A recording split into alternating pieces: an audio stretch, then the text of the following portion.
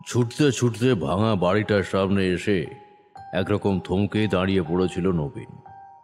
বাড়িটার দিকে তাকাতেই একটা অদ্ভুত ব্যাপার হলো তার মনের ভেতর। যেন ওই বাড়িটা সে আগে কোথাও যেন দেখেছে। বহুদিন আগের কোনো একটা স্মৃতি যেন চোখের সামনে দেখতে পায় সে। মনে পড়ে যায় বহু পুরনো অনেক কথা। চারপাশে ঝুপ করে অন্ধকার নেমে আসতে শুরু করেছে। সূর্য একটু আগেই পশ্চিম দিকে পাটে বসে গেছে। নবীন বাড়িটার দিকে তাকিয়ে রয়েছে। এমন সময় পিছন দিক থেকে শুনতে পেল কাকতায়নীর গলা। নবীন, নবীন কোথায় গেলি? তাড়াতাড়ি চলে আয়, চলে আয় বাবা। তখন থেকে গরুর গাড়ি দাঁড়িয়ে আছে, আমাদের যে ফিরতে হবে, অনেক দেরি হয়ে যাবে। নবীনকে ডাকতে ডাকতে কাকতায়নী পথের এই পাশটাতে এসে পড়েছিল। নবীনকে ভাঙা বাড়িটার দিকে এমন ভাবে তাকিয়ে থাকতে দেখে কাকতায়নীর বুকের ভেতরটা যেন কেমন করে উঠল। নবীন এমন শান্ত ছেলে তো নয়, তাই তাকে চুপ করে এভাবে বাড়িটার দিকে তাকিয়ে থাকতে দেখে কিছুক্ষণ থতমতকে দাঁড়িয়ে রইল সে। নবীন সেই ভাঙা বাড়িটার দিকে তাকিয়ে বিড়বিড় করে কি যেন বলে চলেছে। কাকতায়নী লণ্ঠন হাতে আর একটু সামনের দিকে এগিয়ে আসতেই শুনতে পেল নবীন বিড়বিড় করে বলছে, তুমি ওখানে কি করছো? পড়ে যাবে তো, নেমে আসো বলছি। কাকে কি বলছিস? এইখানে তো কেউ নেই নবীন। হ্যাঁ নবীন, নবীন কি হলো রে তোর? কার সঙ্গে কথা বলছিস? ওকে ওকে নেমে আসতে বলো, নেমে আসতে বলো ওকে। ভাঙা জানলার কাছে এমনভাবে দাঁড়িয়ে আছে, একবার পড়ে গেলেই তো। ওই দেখো, আমার কথা শুনছে না। আরে জানলার কাছ থেকে সরে যাও। কাকতায়নী ফ্যাকাশে মুখে নবীনের দিকে তাকিয়ে রইল কিছুক্ষণ, কিন্তু সামনের দিকে ভাঙা বাড়িতে কোথাও কেউ নেই। তাছাড়া চারপাশে ভীষণ অন্ধকার। এই অন্ধকারের মধ্যে কেউ থাকলেও তাকে বোঝা সম্ভব নয়। তাহলে নবীন কিভাবে সব দেখতে পাচ্ছে? নবীনের বয়স বেশি নয়, 12-13 বছর, বড্ড দুরন্ত। কাকতায়নী এবার একরকম ছুটে এসে নবীনকে চাপটে ধরতেই যাবে, এমন সময় দেখতে পেল নবীনের মাথার পেছনে একটা কালো মতো ছায়া এসে দাঁড়িয়েছে। কাকতায়নীর লণ্ঠনের আলোতে ছায়াটা যেন স্পষ্টভাবে একবার দেখা দিয়েই তারপর যেন অন্ধকারে মিলিয়ে গেল। আর ঠিক তখনই এক ঝটকায় নবীনের শরীরটা ছিটকে গিয়ে পড়ল সেই ভাঙা বাড়ির কাছটায়। কাকতায়নী চিৎকার করে উঠল, আর তার চিৎকার শুনে সঙ্গে সঙ্গে গরুর গাড়ির সঙ্গে থাকা লোকেরাও সেই দিকে ছুটে এলো। এতক্ষণ তারা চুপ করে দাঁড়িয়েছিল কাকতায়নী তাদের সঙ্গে আসতে বারণ করেছিল বলে, কিন্তু এইবার হই হই করে তারা ঢুকে গেল এদিকে। দেখতে পেল কাছে এক জায়গায় বসে ভয়ে থরথর করে কাঁপছে কাকতায়নী, আর নবীনের শরীরটা পড়ে রয়েছে ভাঙা বাড়িটা থেকে একটু দূরে একটা গাছের তলায়। তখনও প্রাণ আছে। ওদের দলের মধ্যে কবিরাজ মুকুন্দ চক্রবর্তীও ছিলেন। তিনি তাড়াতাড়ি নাড়ি পরীক্ষা করে বললেন, চিন্তা নেই, কিছু হয়নি, জ্ঞান হারিয়ে ফেলেছে বোধহয়। কিন্তু কিন্তু আপনি এমন করছেন কেন? কাকতায়নীর গোটা শরীর থরথর করে কাঁপছিল তখন। লণ্ঠনটা আগেই মাটিতে পড়ে চুরমার হয়ে গেছে। সে নিজের আঙুলটা তুলে দেখালো সেই ভাঙা বাড়িটার মাথার দিকে। সকলেই সেই দিকে তাকালো, আর সঙ্গে সঙ্গে দেখতে পেল একটা কালো ছায়া যেন ভাঙা বাড়িটার উপরে, মাথার উপর আকাশে চক্কর খেয়ে চলেছে। একটা বাদুড় বলেই মনে হল, বড় বাদুড়। তার মস্ত বড় ডানা নিয়ে ঝাপটাতে ঝাপটাতে ভাঙা বাড়ির উপরে 2-4 বার চক্কর খেয়ে সে সাঁই করে ঢুকে গেল সেই ভাঙা বাড়িটার ভিতরে অন্ধকারে। আর সঙ্গে সঙ্গে নবীনের জ্ঞান ফিরে এলো। সে বিড়বিড় করে বলল, আমার কথা শুনলে না, শুনলে না আমার কথা? তোমায় বললাম বললাম ওখানে যেও না। কাকতায়নী কান্না ভেজা গলায় মুকুন্দ চক্রবর্তীর দুটো হাত শক্ত করে চেপে ধরে বলল, আমার নবীনকে বাঁচান, যেভাবেই হোক বাঁচান কবিরাজ মশাই। ওই ভাঙা বাড়িটা থেকে কেউ একটা ওকে নিয়ে যাওয়ার জন্য এসেছিল। কবিরাজের বয়স যেমন বেশি, তেমন তার অভিজ্ঞতাও বেশি। কবিরাজি ছাড়াও আরও অনেক ব্যাপারে তিনি অনেক কিছুই জানেন। এই জায়গাটা যে ভালো নয়, বাসুদেবপুরের এই পাশের এই পুরনো জমিদার বাড়ির গল্প অনেকেই জানে। আর শুধু তাই নয়, কতবার যে এখানে এসে কত মানুষ প্রাণ হারিয়েছে সে কথাও তার অজানা নয়। তাই তো নবীন যখন গরুর গাড়ি থেকে নেমে গেল তখন সে বারণ করেছিল, কিন্তু কাত্যায়নী অর্থাৎ জমিদার গিন্নি যখন তার সঙ্গে গেল তখন কবিরাজ মুকুন্দ চক্রবর্তী কিছুই ভাবেননি। কিন্তু চিৎকারটা শোনার সঙ্গে সঙ্গে এখন তিনি আর দেরি করলেন না। তাড়াহুড়ো করে সকলকে যেতে বললেন। নবীন আর কাত্যায়নীকে নিয়ে ওনাদের গরুর গাড়িটা যখন আবার চলতে শুরু করেছে বাসুদেবপুরের এই পথ ছেড়ে তাদের গ্রামের পথে, ঠিক তখনই দেখা গেল একটা কালো ছায়া ভাঙা বাড়ির দিক থেকে গ্রামের ওই শেষের পথে একটা গাছের তলায় চুপ করে দাঁড়িয়ে রয়েছে। তার ফ্যাকাশে মনেহীন দুটো চোখ যেন যে কোনো চোখের চেয়ে দ্বিগুণ। তার মুখের ভেতর থেকে বেরিয়ে এসছে সাদা ঝকঝকে দাঁতের মাঝখান দিয়ে একটা কালো জীব।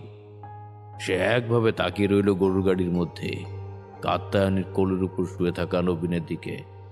নবীন তখন বিড়বিড় করে কি যেন বলছে। আপনি বললেই হলো। আরে আপনি যা বলবেন সে কথাই যে সবসময় ধ্রুব সত্য হবে তা আমরা প্রমাণ পাবো কি করে? তোমাদের মিথ্যা কথা বলতে আমার বইই গেছে। আমার কথা বিশ্বাস করতে হলে করো, না হলে করো না। তোমাদেরকে আমি আবার মাথার দিব্যি দিয়েছি যে আমার কথা বিশ্বাস করতেই হবে? না, সে কথা বলিনি, কিন্তু কিন্তু আপনি মিথ্যে কথা বলেন না সব সত্যি কথা, সেটা নিয়ে মাঝে মাঝে ধন্দ জাগে। এই এত যে গল্প বলেন তার সব কথা সত্যি, এ কথা মানতে পারছি না। তুমি মানলেই যে সত্যি হবে আর না মানলেই যে মিথ্যে হবে এমন তো কোনো কথা নেই। দেখো, একটা কথা স্পষ্ট করে বলে দিচ্ছি, তোমাদের গল্প শুনতে হলে শোনো, না হলে আমি এই চুপ করলাম। আজ সকাল সকাল কিশোরী আর তারানাথের মধ্যে খণ্ডযুদ্ধ লেগেছে। কিশোরীর অবিশ্বাস আর তারানাথের নিজের জীবনের অভিজ্ঞতার প্রতি প্রবল একটা, যাকে বলে আকর্ষণ কিংবা ভালোবাসা অথবা বিশ্বাস, যাই হোক না কেন, তার জেরে এই ঝগড়া মাঝে মাঝে এদের মধ্যে লেগে থাকে। আমি মধ্যস্থতা করে বললাম, আরে আপনি শুধু শুধু ওর কথা রেগে যাচ্ছেন কেন? কিশোরী আপনার সমস্ত কথা যে অবিশ্বাস করে এমন কিছু নয়। মাঝে মাঝে কিছু কথা সে পুরোপুরিভাবে মেনে নিতে পারে না। আমারও মাঝে মাঝে যে সামান্য কিন্তু কিন্তু ভাব থাকে না, সে কথা বলবো না। তবে আপনিই বা শুধু শুধু মিথ্যা কথা বলতে যাবেন কেন? আসলে ব্যাপারটা অন্যরকম। আপনি যে সময়ের কথা বলছেন সে সময় থেকে আমাদের এই সময় আলাদা। তাছাড়া আপনার ওই তন্ত্র মন্ত্র, ভূত প্রেত এই সবের জগৎ তো আমরা নিজের চোখে দেখিনি। তাই আপনার ধারণা আর আমাদের ধারণার মধ্যে একটা পার্থক্য থাকবে, এটাই তো স্বাভাবিক। তারানাথকে শান্ত করতে খুব বেশি কিছু বলতে হয় না। তার হয়ে একটু কথা বললে কিংবা কোনো একটা কথা তাকে বুঝিয়ে দিতে পারলেই হলো। তারানাথ একবার কিশোরীর দিকে তাকিয়ে তারপর সামনে রাখা তেলে ভাজায় মস্ত কামড় দিয়ে বলল, আমি তো আগেই বলেছি, আমার জীবনে যা ঘটেছে তা অনেক আগে ঘটেছে। তবে কাছাকাছি সময়ও যে অভিজ্ঞতা নেই তা নয়, তবে তাতে তেমন কিছু নেই, বুঝলে? তোমাদের তো আবার বিপদের গল্প না শুনলে ভালো লাগে না। ঠিক আছে, আজ আমি কিছু বলবো না। আর এই তোমরাই বরং তোমাদের কথা বলো, আর আমি শুনি তোমাদের অভিজ্ঞতার কথা। এই কথায় কিন্তু আমি আর কিশোরী একসঙ্গে হাহা করে উঠলাম। কিশোরী বলল, মানে আপনি থাকতে আমরা অভিজ্ঞতার কথা শোনাবো, এইটা আবার হয় নাকি? আমাদের আর অভিজ্ঞতার কি আছে? সকালে অফিস আর তারপর বাড়ি ফিরে মেস বাড়িতে আমার সময় কাটে। ওর না হয় বাড়িতে গিন্নি আছে, তাছাড়া ছুটি ছাটাই এখানে ওখানে ঘুরতে যায়। তাছাড়া বড় অফিসের কাজটাও তো সেই রকম, এখানে ওখানে যেতে হয়। সেই মনে নেই রামরেখা পাহাড়ের কাছে গিয়েছিলেন একবার, সেই কি একটা ব্যাপার ঘটেছিল। কিশোরী কি বলতে চাইছিল বুঝতে পারছিলাম, তবে নামটা ভুল বলেছে। যাই হোক, আমি বা তারানাথ কেউই তাকে আর শুধরে দিলাম না। তারানাথ বলল, ভূত প্রেত খারাপ আত্মা এই সমস্ত ব্যাপারে আমরা যতটুকু জানি তা অনেক কম, বুঝলে, অনেক কম। মাঝে মাঝে এমন কিছু অবস্থার মধ্যে পড়তে হয় যার ধারণা তোমরা কখনোই করতে পারবে না। এই ব্যাপারে তুমি যখন ওই কথাটাই বললে তখন একটা কথা বলি। সে পাহাড়ের নাম আমি জানি না, জায়গাটা কোথায়, তবে মনে আছে হাঁটতে হাঁটতে অনেক উত্তরের দিকে চলে গিয়েছিলাম একবার। বেশি বড় পাহাড় নয়, ছোটখাটো সে পাহাড়, একটু কষ্ট করে পার হয়ে যাওয়া যায়। পাহাড় না বলে সেটাকে উঁচু একটা ঢিপি কিংবা উঁচু জায়গা বলতেও আমার আপত্তি নেই, তবে উঠতে ভীষণ কষ্ট হয়েছিল। পাহাড়টার ওপারে গ্রাম রয়েছে, তাই একদিন সকালবেলা সেই উঁচু ঢিবি হোক বা ছোট পাহাড় হোক, তাই পেরিয়ে ওপাশের গ্রামে গিয়ে পৌঁছালাম। পাহাড়টার মধ্যে দিয়ে পথ রয়েছে, সেই পাহাড়ের উপরে উঠে দাঁড়ালে এপাশে গ্রাম, ওপাশে ঢালু জমি, আর একটু দূরে কয়েকটা বাড়িঘর, সবকিছুই দেখা যায়। সেই দৃশ্য কিন্তু মনোরম। মানুষ পাহাড়ে উঠলে যে কেন এত আনন্দ পায় সে কথা ওখানে উঠে আমি বেশ ভালোই বুঝতে পেরেছিলাম। তো যাই হোক, আসল কথাটা বলি। ওই পাহাড় পেরিয়ে দাঁড়াও দাঁড়াও, আগে একটা সিগারেট ধরিয়ে নি। তারানাথের তেলে ভাজা শেষ হয়ে গেছিল, আমাদেরও খাওয়া প্রায় শেষের পথে। তারানাথ হাত ধুয়ে পাসিং শোয়ের প্যাকেট থেকে একটা সিগারেট বের করে ধরালো, তারপরে দুবার তাতে বেশ লম্বা টান দিয়ে ধোঁয়ার রিং ছেড়ে তারপরে আমাদের দিকে তাকিয়ে বলতে শুরু করলো, যে সময়ের কথা বলছি তখন যতদূর মনে পড়ে শীত পেরিয়ে বসন্তকাল। না, মনে হয় গরম ঢুকবে ঢুকবো করছে, এরকমই কিছু একটা হবে। তো ওই পাহাড়ে পর্যন্ত যাওয়ার ব্যাপারে আর কিছু বললাম না, তাতে তেমন কিছু নেই। পাহাড় পেরিয়ে একদিন দুপুরের দিকে ওপারে নেমেছি ঢালু জমি ধরে। ওপারে যেতে হবে, পাশাপাশি কয়েকটা গ্রাম আছে বলে শুনেছিলাম। তো মাটির পথ ধরে ঢালু পথে এঁকে বেঁকে নিচের দিকে নামতে নামতে একটা আস্তানা খুঁজে চলেছি। এমন সময় দেখতে পেলাম একটা লোক ওই দিক থেকে হেঁটে আসছে এই দিকে, বয়স্ক মতো লোক, তবে দেখে কিন্তু সাধারণ গ্রাম্য চাষি গোছের কেউ মনে হলো না। পরনে ধুতি পরিচ্ছন্ন, ভালো একটা ফতুয়ার মতো পোশাক, মাথায় মাঝারি চুল, হাতে একটা লাঠি, কাঁধের উপর একটা কাপড়ের থলে ব্যাগের মতো কিছু ঝুলছে। সে একবার আমার দিকে তাকাল। আমি তার উদ্দেশ্যে বললাম, শুনছেন এই জায়গাটার নাম কি? কাছে কোনো গ্রাম আছে? মানে আমার একটু আশ্রয়ের প্রয়োজন ছিল। আশেপাশের যা অবস্থা, মাথা গোজার মতো কোনো জায়গা নেই, আর কাল রাত থেকে কিছুই খাওয়া হয়নি। যদি কিছু খাবার পেতাম তাহলে। মাঝে মাঝে অকপটে এসব কথা বলতে হয়। তাছাড়া তখনকার সময় গ্রামের লোকেদের মন ছিল ভালো, তারা আশ্রয়, খাবার সব কিছুরই ব্যবস্থা করে দিত। কিন্তু লোকটি আমায় বলল, ঠাকুর মশাই, আপনাকে আমি আশ্রয়, খাবার সব কিছুই দিতে পারি, তাতে আপত্তি নেই, কিন্তু কিন্তু এই মুহূর্তে সম্ভব হচ্ছে না। যদি আপনি আমার সঙ্গে একটু আসতে পারেন, ওই জমিদার বাড়ি যাব, সেইখানেই আপনার সমস্ত ব্যবস্থা করে দেব। তবে তবে তার আগে জঙ্গলে কয়েকটা জড়িবুটি নিতে যেতে হবে। বুঝতে পারলাম উনি কবিরাজ। তখনকার সময় কবিরাজরা জড়িবুটি, ডাল পাতা শেকড় বা করে সমস্ত দিয়ে চিকিৎসা করত। তোমরা এখন যাকে বলো আয়ুর্বেদ, তেমনি কবিরাজরাও কবিরাজি চিকিৎসা করত। এখন তো তোমাদের কত রকম ওষুধ বেরিয়েছে, ছোট ছোট সাদা সাদা দানার গুলি খেয়ে ফেললেই নাকি সব ঠিক হয়ে যায়। তারপর আরো কত কি, সেসব কথা এখন আর বলছি না। তো ছোট থেকে এমন কবিরাজ আমি দেখে এসেছিলাম, কিন্তু তার চোখে মুখের অবস্থা দেখে একটু অবাকই হলাম। বোধহয় কারো সত্যিই খারাপ অবস্থা, তাই তার সঙ্গে গেলাম। পাহাড় থেকে যেখানে নেমে আমি সেদিকে এসেছি তার একপাশে ছোট একটা জঙ্গল মতো জায়গায়। তার ভেতরে ঢুকে কিছুক্ষণ সময় নিয়ে সেই ছোট ছোট কয়েকটা গাছ তুলে আনল। তার সঙ্গে তুলসী পাতার মতো ছোট ছোট কয়েকটা পাতা, লম্বা লম্বা ঘাসের মতো কিছু। তবে অত আমি জিজ্ঞাসা করিনি। একে তোই এই দিকটা উঁচু পাহাড়ি এলাকার মতো জায়গা, তাই এইখানে গাছপালা একটু অন্যরকম।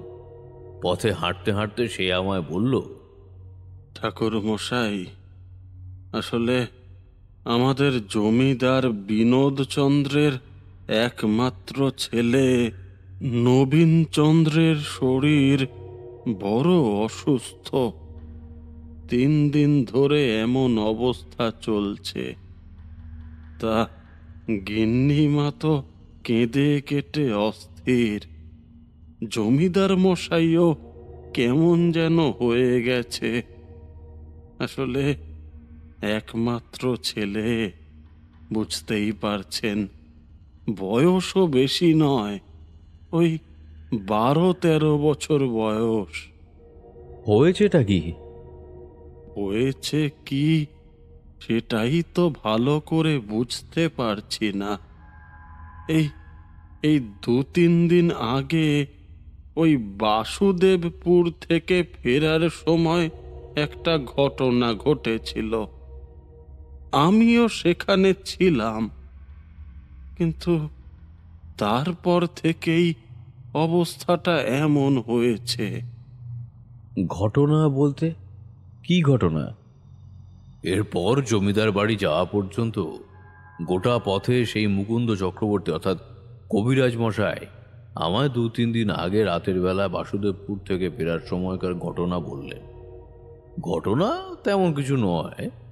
ওই বাসুদেবপুর থেকে ফেরার সময় একটা পুরনো ভাঙা পরিত্যক্ত জমিদার বাড়ি আছে, সেইখানে নাকি কোনোভাবে নবীন চলে গিয়েছিল।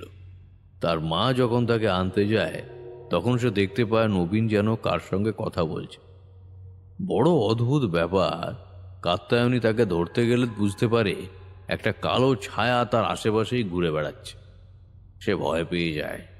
তারপরে নবীন ছিটকে যায় ওই ভাঙা জমিদার বাড়ির চৌহদ্দির ভেতরে। কাত্যায়নী এত ভয় পেয়েছিল যে সে চিৎকার করে ওঠে। তার চিৎকার শুনে সবাই যখন চলে আসে তখন কাত্যায়নী এবং নবীন দুজনের অবস্থাই ভালো ছিল না। নবীন জ্ঞান হারিয়ে ফেলেছিল। ফেরার সময় গোটা পথে গরুর গাড়িতে নাকি আবোল তাবোল কথা বলেছে সে। তবে পরদিন সকালে ঠিক হয়ে গেলেও তারপর থেকেই শুরু হয় তার জ্বর। সেই জ্বর যেমন কমেনি, তেমন অন্ধকার নামলে নাকি সে অদ্ভুত কিছু কথা বলতে শুরু করে। কাকে যেন দেখতে পায়, কার সঙ্গে যেন কথা বলে। কবিরাজ মশাই এবার তার কথা শেষ করে আমায় বললেন, আপনি তো বললেন আপনি একজন সাধক, আপনি অনেক কিছুই বুঝতে পারবেন। তবে তবে আমার সামান্য বুদ্ধি দিয়ে আমার মনে হয় এটা এটা সাধারণ কিছু নয়। খুব খারাপ কিছু জিনিস নবীনের পিছু নিয়েছে, আর তার জন্যই আমি ভয় পাচ্ছি। তার বুদ্ধি দেখে আমার কিন্তু বেশ আশ্চর্য লাগলো। যাই হোক, আমরা জমিদার বাড়ির কাছে চলে এসেছিলাম। আর কথা না বলে এগিয়ে গেলাম সেই দিকে। ঠাকুরমশাই, আপনাকে দেখে যে আমি কত খুশি হয়েছি সে কথা আপনাকে বলে বোঝাতে পারবো না। আমার নাম বিনোদচন্দ্র রায়। এই যে গ্রাম দেখছেন, এই গ্রাম আমার জমিদারিতে পড়ে। আমি এবং আমার পূর্বপুরুষেরা বহুদিন থেকে এই গ্রামের জমিদারি রয়েছি। যাকগে, থাক সেসব কথা, পরে বলবো না হয়। আমার ছেলের যে কি হয়েছে, এই বাসুদেবপুর থেকে ফিরে আসার পর থেকে এমনটা হচ্ছে। ওর মাও চিন্তা করছে। কি যে হয়েছে কিছুই তো বুঝতে পারছি না। জমিদার মশাই তখন তার ঘরে বসেছিলেন। কবিরাজ মশাইয়ের সঙ্গেই আমি সেখানে গিয়ে পৌঁছালাম। এইখানে জমিদার কিংবা কবিরাজ এদেরকে মশাই বলে সম্বোধন করার পিছনে কিন্তু কারণ আছে। যখনকার সময়ের কথা বলছি, তখন আমার বয়স অনেক কম। মাতুবাগলির সঙ্গে আমার সাক্ষাৎ হলেও মধুসুন্দরী দেবীর সাক্ষাৎ পাইনি। তাছাড়া তাদের বয়স আমাদের চেয়ে দ্বিগুণ কিংবা তার চেয়েও বেশি হতে পারে। জমিদার মশাইয়ের মাথায় কাঁচা পাকা চুল, কবিরাজ মশাইয়ের তো মাথায় কাঁচা চুলের চিহ্ন নেই বললেই চলে। আচ্ছা, যাই হোক, জমিদার মশাই ভীষণ ভেঙে পড়েছেন বোঝা যাচ্ছিল। কবিরাজ মশাই বললেন, জমিদার মশাই, ঠাকুর মশাইকে সমস্ত কথা খুলে বলতে হবে। তার আগে তার আগে একবার নবীনের ঘরে গিয়ে ঠাকুর মশাইকে দেখিয়ে নিয়ে আসি, তাহলে ওনার সুবিধা হবে। মুখে কিছু কথা না বলে জমিদার মশাই হাতের ইশারা করলেন। আমি কবিরাজ মশাইয়ের সঙ্গে চলে গেলাম। এ ঘর থেকে অনেকটা হেঁটে নবীনের ঘরে যেতে হলো। দোতলা বাড়ি, এমন জায়গায় দোতলা একটা বাড়ি, তাও আবার পুরনো আমলের। দেখে কিন্তু খুব ভালো লাগলো। দোতলা পেরিয়ে নবীনের ঘরের কাছে যেতেই দেখতে পেলাম একজন স্ত্রীলোক তার বিছানার কাছে বসে রয়েছে। তার পাশে আরেকজন স্ত্রীলোক। এ বাড়ির কাজের কোনো লোকটোক হবে হয়তো। আমি ঘরে ঢুকতে যেতেই কবিরাজ মশাই থামালে। ভেতরে গিয়ে চাপা স্বরে সে স্ত্রীলোকের সঙ্গে কি কথা বলতেই তারা বেরিয়ে গেল। তাদের মধ্যে একজন আমার মুখের দিকে তাকিয়ে হাত জোর করে বলল, বাবা, তুমি হয়তো আমার চেয়ে অনেক ছোট হবে, আমি তোমাকে তুমি করে বলি। তুমি সাধক, আর তোমার বয়স যাই হোক না কেন, সম্মানে তুমি আমার থেকে অনেক বড়। তবু তুমি করে বলি, তাহলে বড় কাছের মনে হয়। না না মা, আপনি বলুন। আপনি আমার মায়ের মতোই, আপনি তুমি করেই বলুন। তিনি আমার দুটো হাত শক্ত করে চেপে ধরে কাঁদতে কাঁদতে বললেন, আমার ছেলেটাকে বাঁচাও বাবা, আমার ছেলেটাকে বাঁচাও। ও আমার ছেলেটাকে নিয়ে যাবে, ও নিশ্চয়ই নিয়ে যাবে। তুমি তুমি তোমার ওকে দেখা হয়ে গেলে আমার ঘরে একবার এসো। এই মাধবী সব হয়ে গেলে ঠাকুর মশাইকে একবার আমাদের ঘরে একটু নিয়ে আসবি। তিনি চলে গেলেন। আরেকজন যে মেয়ে মানুষ ছিল, সেও ঘর থেকে বেরিয়ে বাইরের দিকে তার সঙ্গে এগোতে লাগলো। আমি আর কবিরাজ মশাই ঘরের ভেতরে ঢুকলাম। আর ঢোকার সঙ্গে সঙ্গে যেন মনে হলো এই ঘরের বদ্ধ জানালাটার ওপারে কে যেন একটা দাঁড়িয়ে আছে। তোমরা বিশ্বাস করবে না, দোতলা বাড়ি, তার ঘরে জানালা বন্ধ। সেখানে কারো দাঁড়িয়ে থাকার কথা তো নয়। সেখানে কেউ দাঁড়িয়ে থাকবে কি করে? তখন তো আর এখনকার মতো এই বাড়ির ছোট ছোট পায়রার খোপের মতো ঘর ছিল না। বড় বড় বাড়ি, উঁচু উঁচু দালান, জানালার উপর কার্নিশ রয়েছে বটে, কিন্তু জানালার নিচে তো আর সেই কার্নিশ নেই। একতলার জানলার কাছে যে কার্নিশ থাকার কথা, সেই কার্নিশের কাছে দাঁড়ালে এই জানলা পর্যন্ত কারোর উঠে আসার কথা নয়। কিন্তু আমি বেশ বুঝতে পারছি ঘরের ভিতরে ঢুকেই কবিরাজ মশাই নবীনের বিছানার কাছে বসে কি যেন বলে চলেছেন। আমার সেদিকে মন নেই। বন্ধ জানালাটার দিকে আমি তাকিয়ে রয়েছি। একটা ব্যাপার কিন্তু তোমরা ভালো করে লক্ষ্য করবে। আমি যখন ওই বাড়িতে গেছি তখন কিন্তু দিনের বেলা, ভর দুপুর, সূর্য মাথার উপরে। অথচ এমন সময় এমন একটা অদ্ভুত অনুভূতি আমার হলো। কবিরাজ মশাইকে কিছু বলার সুযোগ না দিয়ে তাড়াতাড়ি জানালার দিকে এগিয়ে গিয়ে জানালার পাল্লায় একটা ধাক্কা মারতেই সেটা খুলে গেল। বাইরে থেকে রোদ যেন হুড়মুড় করে এসে ঢুকলো ঘরের ভেতর। এতক্ষণ ঘরের ভেতরটা কেমন ঠান্ডা স্যাঁত স্যাঁত করেছিল। আমি কিছু বলতে যাব ঠিক তার আগেই নবীন বিড়বিড় করে বলে উঠল, তুমি চলে যাচ্ছ? আবার আমায় ছেড়ে চলে যাচ্ছ? তোমায় বলেছি না তুমি যাবে না? নবীনের মুখে বিড়বিড় করে কথা শুনে কবিরাজ মশাই কেমন যেন আশ্চর্য হয়ে গেলেন। বললেন, এই সব কথা তো নবীন এই কদিন রাতের বেলায় বলেছে, তা আজ দিনের বেলাতে বলল কেন? ঠাকুর মশাই আপনি কি কিছু বুঝতে পারলেন? আমি বুঝতে পেরেছি এই বাড়ির উপর কারোর কালো নজর পড়েছে।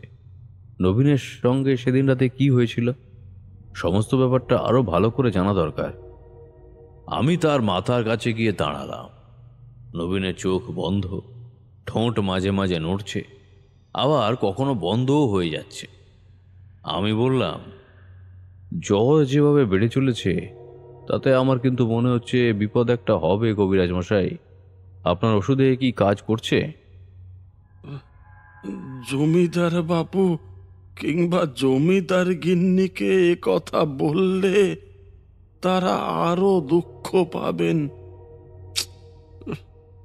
বিশ্বাস করুন ঠাকুর মশাই, আমার আমার যত বিদ্যা আছে সব দিয়ে আমি চেষ্টা করেছি, কিন্তু কিন্তু কিছুতেই জ্বর কমাতে পারছি না।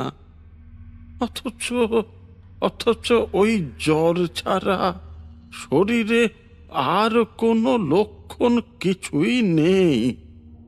অথচ অথচ ওষুধ দিলেও জ্বর কমছে না। কিন্তু কিন্তু জানেন, এই ওষুধ যদি 2 দিন পর পর কাউকে খাওয়ানো হয় তাহলে তার জ্বর শরীর থেকে না গিয়ে পার পাবে না। আমি তো কিছুই বুঝতে পারছি না। তার মানে এই জ্বর অন্য কোনো কারণে হয়েছে? আচ্ছা, আপনি কি করে বুঝতে পারলেন যে বাসুদেবপুরে সেদিন রাতে খারাপ কিছু একটা হয়েছিল? ঠিক তখনই নবীন আবার বিড়বিড় করে বলল, তোমরা ওকে আটকাও, ও পড়ে যাবে, ও পড়ে যাবে। তোমরা ওকে আটকাও, তোমরা আটকাচ্ছ না কেন? মাথু পাগলির সঙ্গে দেখা হওয়ার পর থেকে ততদিনে আমি অনেক সাধুসঙ্গ করেছি, দীক্ষা নিয়ে বেশ কিছু তন্ত্রক্রিয়াও আয়ত্ত করেছি। বেশ এমন কিছু জানি যে এমন সময় কাজে লাগতে পারে। নবীনের কপালের ঠিক মাঝখানে বুড়ো আঙুলটা চেপে ধরে বিড়বিড় করে গোপন মন্ত্র পড়তে লাগলাম। বেশ বুঝতে পারছি নবীনের শরীরের উত্তাপ যেন আমার হাতে এসে পড়ছে। থরথর করে কাঁপছে নবীনের গোটা শরীর। ভালো করে তাকিয়ে দেখলাম তার দুটো চোখ খুলে গেছে বিস্ফারিত হয়ে, মুখটা হাঁ করা, যেন প্রবল একটা আক্রোশে সে আমায় ধরার চেষ্টা করছে। তার হাত দুটো আমার হাতের উপরে এসে পড়েছে, তার ছোট ছোট নখের আঘাতে আমার হাতে লাগছে। কবিরাজ মশাই ব্যাপারটা দেখতে পেয়ে ভয় যেন পাথরের মূর্তির মতো হয়ে গেলেন। আমি কিন্তু থামলাম না। একটু পরে নবীন কেমন যেন শান্ত হয়ে ঘুমিয়ে পড়ল। মাথায় হাত দিয়ে দেখি তার গায়ের জ্বর একটু একটু করে কমতে শুরু করেছে। কবিরাজ মশাই সাথে সাথে আমার দিকে অবাক হয়ে তাকিয়ে বললেন, ব্যাপারটা কি হলো ঠাকুর মশাই? এখন নয়, পরে বলবো।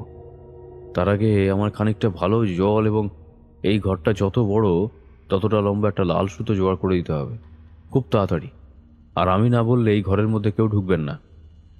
কবিরাজ মশাই তাড়াতাড়ি বাইরে বেরিয়ে গেলেন। মাধবী নামের যে মহিলাকে একবার দেখেছিলাম সে এলো একটু পরে। তার সঙ্গে নবীনের মা অর্থাৎ জমিদার গিন্নি কাত্যায়নী নেই। সেই আমার কাছে সমস্ত কথা শুনল, তখনই সব ব্যবস্থা করতে চলে গেল। আমি সেই ঘরেই রইলাম। কবিরাজ মশাই বোধহয় জমিদার মশাইয়ের কাছেই গিয়েছিল। একটু পরে সবাই এসে জড়ো হলে বললাম, এখানে এখন কাউকে প্রয়োজন নেই, সবাই এখান থেকে চলে যাও। শুধু আপনি থাকুন মা, আপনাকে প্রয়োজন হবে। আমার কথায় গিন্নিমা এগিয়ে এলেন। ঘরের দরজা বন্ধ করে দিয়ে বাকি সবাইকে বাইরেই থাকতে বললাম। নবীন তখন নিশ্চিন্তে ঘুমাচ্ছে। পরিষ্কার জল ঘরের চারপাশটায় ছড়িয়ে একটা মন্ত্র পড়ে তার বিছানা চারপাশে বন্ধন করে রাখলাম, যাতে চট করে কোনো খারাপ কিছু তার শরীরে উপরে ভর করতে না পারে। তারপর সেই লাল সুতো দিয়ে তাকে পেরেক বেঁধে বিছানার চারপাশে লোহার 4টে পেরেক পুঁতে দিয়ে বেঁধে দিলাম। আরও কিছু সামান্য ক্রিয়া করলাম যাতে এই ঘরের ভিতরে সেই আত্মা প্রবেশ করতে পারলেও তার শরীর পর্যন্ত যেতে পারবে না, যতক্ষণ না পর্যন্ত সে নিজে বিছানা ছেড়ে নিচে নামছে। এইসব কিছু করে লাল সুতোর দুটো বাঁধন তৈরি করে একটা পরিয়ে দিলাম নবীনের হাতে এবং আরেকটা দিলাম তার মায়ের হাতে, তাকে বললাম, এটা তোমার হাতে রেখো মা। আমি জানি এ বাড়িতে সবাই বিশ্বাসী, কিন্তু তবু এই ঘরে তুমি ছাড়া আর কেউ থাকবে না। বাইরে থেকে যদি কেউ ভেতরে ঢুকতে আসে তাহলে ভালো করে যাচাই করে তারপরেই তাকে ভেতরে ঢুকতে দেবে। কেন ঠাকুর মশাই, তোমার কি মনে হয় বাইরে থেকে কেউ ঢোকার চেষ্টা করবে? সে কথার উত্তর দিলাম না। তার হাতে লাল সুতো পরিয়ে দিয়ে সেখান থেকে বেরিয়ে এলাম। ঘরের দরজা বাইরে সেই মহিলাটি অর্থাৎ মাধবী রইল। আমি সেখান থেকে জমিদার মশাই আর কবিরাজ মশাইকে নিয়ে তাদের ঘরে গিয়ে বসলাম। একটা ব্যাপার আমি বেশ ভালোই বুঝতে পেরেছিলাম। ওই বাসুদেবপুরের যে ভাঙা বাড়ির কথা ওরা বলছে, সেইখান থেকেই কোনো একটা সমস্যা হয়েছে। একটানা এতক্ষণ কথা বলে তারানাথ এবার একটু চুপ করতেই কিশোরী বলে উঠল, তার মানে আপনি বলতে চাইছেন ওই বাসুদেবপুরের যে ভাঙা বাড়ির কথা কবিরাজ মশাই এমনকি ওই কাত্যায়নী বলেছিল, সেখান থেকেই কোনো একটা সমস্যা হয়েছে? আচ্ছা, এই দিনের বেলা এমন অনুভূতি কেন হলো আপনার? তার কারণ ছিল, সে কথা পরে বলবো। সেদিন ওই ঘরে বসে জমিদার মশাই এবং কবিরাজ মশাইয়ের কাছ থেকে বাসুদেবপুরের সেই ভাঙা বাড়ির ব্যাপারটা শুনতে একটা ব্যাপার কিন্তু পরিষ্কার হয়ে গেল আমার কাছে। এখানে বসে আমি কোনো কিছুই করতে পারবো না। বাসুদেবপুরের সেই ভাঙা বাড়িতে একবার যেতেই হবে, কারণ এই বিপদের আসল গোড়া রয়েছে ওখানেই। এদিক ওদিক করতে করতে দুপুর পেরিয়ে বিকেল হয়ে এসেছিল। দুপুরের খাওয়া দাওয়া সেরে তখন আর বাসুদেবপুরে যাওয়াটা ঠিক হবে বলে মনে হলো না। সেই রাতটা কোনোভাবে কাটাতে হবে। নবীনের ঘরের পাশের ঘরেই আমার থাকার ব্যবস্থা করা হলো। কবিরাজ মশাই রাতে বাড়ি ফিরে গেলেন। জমিদার বাড়িতে অনেক লোকজন, তবে দোতলায় খুব একটা লোকজন থাকে না, বেশিরভাগই নিচে থাকে। জমিদার মশাই, জমিদার গিন্নি, নবীন, আমি, মাধবী আর দু একজন যারা বিশ্বস্ত কাজের লোক, তারাই ওপরে থাকে। জমিদার মশাইয়ের ঘরে একজন, এদিকে কাত্যায়নীর ঘরে একজন। যদিও সে রাতে কাত্যায়নী নবীনের ঘরে এবং বাইরের পাশের ছোট ঘরে তার কাজের সঙ্গে মহিলা মাধবী ছিল। সেই রাতে সবাইকে আমি আলাদা আলাদা থাকতে বলেছিলাম। রাতের খাওয়া দাওয়া সেরে বিছানায় এসে শুয়েছি বটে, কিন্তু কিছুতেই ঘুম আসছিল না। বারবার মনের ভেতরটা খচখচ করতে লাগলো, যেন মনে হচ্ছিল কিছু একটা হতে চলেছে। এমন কিছু একটা হতে চলেছে যার ধারণা আমি করিনি। এমনভাবে অনেকটা সময় কেটে গেল। হঠাৎ পাশের ঘরে কিসের একটা শব্দ শুনতে পেয়ে বাইরে বেরিয়ে দেখি পাশে নবীনের ঘরের দরজা খোলা। ভেতর থেকে কাত্যায়নীর ভয় পাওয়া গলায় কথা ভেসে আসছে। সে যেন কাকে বলছে, কেন এমন করছিস? তুই চলে যা বলছি, চলে যা। তুই এমন করছিস কেন? কি হয়েছে? দরজা দিয়ে ঢুকে বিছানার দিকে এগোতে এগোতেই দেখতে পেলাম এক মহিলা আমার দিকে পিছন করে এগিয়ে যাচ্ছে বিছানার দিকে। আর বিছানার উপর বসে কাত্যায়নী দু হাতে নবীনকে আগলে ধরে চিৎকার করে চলেছে। আমি বললাম, দরজা খুললেন কেন আপনি? কতবার করে বললাম আপনাকে, মা দরজা খুলবেন না। সে যেই আসুক না কেন, তারপরেও। আমায় মাফ করো বাবা, মাধবী আমায় ডাকছে তাই দরজা খুলছি, কিন্তু মাধবী যে এমন করবে আমি কি করে বুঝবো? ততক্ষণে মাধবী মুখ তুলে আমার দিকে তাকিয়েছে। ওর চোখ উল্টে গেছে, মুখটা হাঁ করা। মুখের ভেতর থেকে লালা বেরিয়ে আসছে বাইরে। বোঝা যায় ওটা মাধবী হলেও তার মধ্যে অন্য কেউ বাসা বেঁধেছে। তার লক্ষ্য নবীন। আমার দিকে তাকিয়ে সে অদ্ভুত গলায় বলল, আমাকে আটকাতে পারবি না। কত বছর ধরে আমি অপেক্ষা করেছি, আজ যখন এত কাছে পেয়েছি ওকে, তখন ওকে ছেড়ে দেব? নবীন বিড়বিড় করছে, আগের মতোই বলছে, আমার ছেড়ে দাও, আমার ছেড়ে দাও, আমার ওর কাছে যেতে হবে, না হলে যে হবে না, আমাকে ছেড়ে দাও। কাত্যায়নী দু হাতে শক্ত করে নবীনকে চেপে ধরে রয়েছে। এদিকে মাধবী আমার দিকে একবার তাকিয়ে কথাটা বলেই আবার এগোচ্ছে সামনের দিকে। কিন্তু আমি জানি বিছানা পর্যন্ত সে যেতে পারবে না। বিছানার আগেই পর্যন্ত তার যত সব জারিজুরি, পাথরের মতো দাঁড়িয়ে অপেক্ষা করতে লাগলাম কি হয় দেখার জন্য। এখন কিছু করতে গেলে মাধবীর বিপদ হতে পারে, কিন্তু মাধবীকে তো বলেছিলাম ঘরের মধ্যে থাকতে, তাহলে কি সে বাইরে এসেছিল? মাধবী বিছানার কাছ পর্যন্ত এগিয়ে গেল, দুটো হাত সামনের দিকে বাড়িয়ে দিয়ে বলল, ওকে দিয়ে দে আমাকে, ওকে আমি নিয়ে যাব, ওখানে নিয়ে যাব। সেদিনই ওকে নিয়ে যেতাম তোর জন্য, শুধু তোর জন্য নিতে পারিনি। কাত্যায়নী হাউমাউ করে চিৎকার করে কেঁদে উঠে বলল, ওগো, কে কোথায় আছো? বাঁচাও, বাঁচাও আমার ছেলেটাকে, ওরা নিয়ে গেল আমার ছেলেটাকে আমার কাছ থেকে, বাঁচাও। মাধবী কিন্তু ওদের স্পর্শ করতে পারল না। লাল সুতো আর বিছানার চারপাশে ছড়িয়ে দেওয়া সেই জলের গণ্ডির জন্য আজ গোটা রাত ওরা নিরাপদ, সে কথা আমি জানি। কিন্তু মাধবী ভয় দেখাতে লাগলো নানাভাবে, নানা কথা বলে। কাত্যায়নীর কাছ থেকে নবীনকে নিতে চাইল, কিন্তু কাত্যায়নী সে কথায় রাজি হলো না। আমি দরজার কাছে দাঁড়িয়ে ক্রমে ক্রমে দেখে চলেছি। এমন সময় একটা আশ্চর্য কথা মনে হলো। কি হলো? বাড়ির কেউ কি কোনো শব্দ শুনতে পাচ্ছে না? এতক্ষণ ধরে ওরা চিৎকার করে চলেছে, তারপরেও তো কেউ এলো না। আমি কিছু বুঝে ওঠার আগেই চোখের সামনে একটা ব্যাপার ঘটে গেল। আমি দাঁড়িয়েছিলাম দোতলার টানা বারান্দার কাছে। হঠাৎ মাধবী পিছনের দিকে ঘুরে আমার দিকে তাকিয়ে খিলখিল করে হাসলো একবার, আর তারপর ছুটে গেল বাইরের দিকে। আমি বাধা দেওয়ার আগেই মাধবীর শরীরটা দোতলার বারান্দা থেকে ঝাঁপিয়ে পড়ল নিচে, আর মাটিতে পড়ার সঙ্গে সঙ্গেই প্রচণ্ড চিৎকার করে নিস্তব্ধ হয়ে গেল এক মুহূর্তের মধ্যে। বিছানায় বসে থাকা কাত্যায়নী পর্যন্ত স্তব্ধ হয়ে গিয়েছিল। আমি তাড়াতাড়ি সিঁড়ি দিয়ে নিচে নেমে এলাম। তাড়াতাড়ি সিঁড়ি দিয়ে নিচে নেমে এসে দেখলাম মেয়েটা মরে গেছে। আলো আঁধারির মধ্যে এক পাশে চাঁদের আলোয় মনে হলো একটা ঝুপসি মতো জায়গায় কালো অন্ধকার দাঁড়িয়ে রয়েছে। তাকে উদ্দেশ্য করে বললাম, কেন এমন করলি তুই? কেন শুধু শুধু একটা নিরপরাধ মেয়েকে মেরে ফেললি? আমিও নিরপরাধ ছিলাম, আমাকেও মরতে হয়েছিল। তোরা তোরা কেউ কিচ্ছু জানিস না। ওকে দিয়ে দে, ওকে দিয়ে দে, আমি ওর জন্যই এখানে এসেছি, ওর জন্যই, দিয়ে দে আমাকে।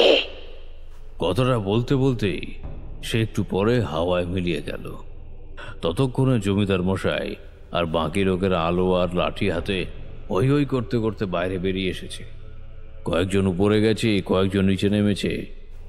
জমিদার মশাই দোতলার বারান্দা থেকে বললেন, ঠাকুর মশাই, কি হয়েছে? আপনি ঠিক আছেন তো? নবীনের কোনো ক্ষতি হয়নি তো? তারপর তিনি ঘরে ঢুকে গেলেন। নবীন আর কাত্যায়নী যে ভালোভাবেই আছে সে কথা আমিও জানি, কিন্তু মাঝখান থেকে মাধবীকে এমনভাবে মরতে হলো বলেই আমার ভীষণ খারাপ লাগছিল। কিন্তু আমার তো কিছুই করার নেই। পায়ে পায়ে উঠে গেলাম উপরে। জমিদার মশাইকে বললাম, কাল সকালে যেভাবেই হোক ওই বাসুদেবপুরের ভাঙা বাড়িটার কাছে আমাদের পৌঁছতেই হবে, না হলে সর্বনাশ কিন্তু বাড়বে। আজ মাধবী মরেছে, কাল আবার যে কেউ মরতে পারে। আপনার ছেলে বিপদ, ওদের উপর দিয়েই যাচ্ছে জমিদার মশাই। নবীন তখন ঘুমোচ্ছে। আগের মতো আর বিড়বিড় করে কিছু বলছে না। কাত্যায়নীর চোখে জল। জমিদার মশাই পাথরের মূর্তির মতো বিছানার পাশে থাকা একটা কাঠের চেয়ারের উপর বসে পড়লেন। সবাইকে যার যার ঘরে পাঠিয়ে দেওয়া হলো। তার আগে মৃতদেহটাকে তুলে আনা হলো। মাধবী যে অনেকদিন ধরেই এই বাড়িতে ছিল, সে এসেছিল দূরের এক গ্রাম থেকে। মৃতদেহ একতলায় রাখা হয়েছে, তার গ্রামে কাল সকালে খবর পাঠিয়ে দেওয়া হবে। বাড়ির লোকেরা এলে তারপরে মৃতদেহ পোড়ানোর ব্যবস্থা করা হবে। সে এক অদ্ভুত ব্যাপার। ওপরতলায় ভয়ে ভয়ে সবাই বসে রয়েছে, আর একতলার ঘরে পড়ে রয়েছে একটি মৃতদেহ। অনেকক্ষণ চুপ করে থেকে কাত্যায়নী বললেন, ঠাকুরমশাই, আমি আমি ওকে ঠিক চিনতে পেরেছি। সেদিন ওই ভাঙা বাড়ির কাছে আমি ওকেই দেখতে পেয়েছিলাম। তবে ওই দিন ওর শরীরটা ছিল কালো ছায়ার মতো। কাত্যায়নীর কথায় আমি আর জমিদার মশাই দুজনের মুখের দিকে তাকালাম। তারপর সেদিন রাতের কথা কাত্যায়নী আমাদের বলতে লাগলেন। সেদিন গরুর গাড়িটা ওই পথের একপাশে কি করে যেন দাঁড়িয়ে গিয়েছিল। সে কথা আমি বলতে পারবো না ঠাকুরমশাই। গাড়োয়ান নিজে পর্যন্ত বুঝতে পারেনি গরুগুলো কেন হঠাৎ করে দাঁড়িয়ে পড়লো।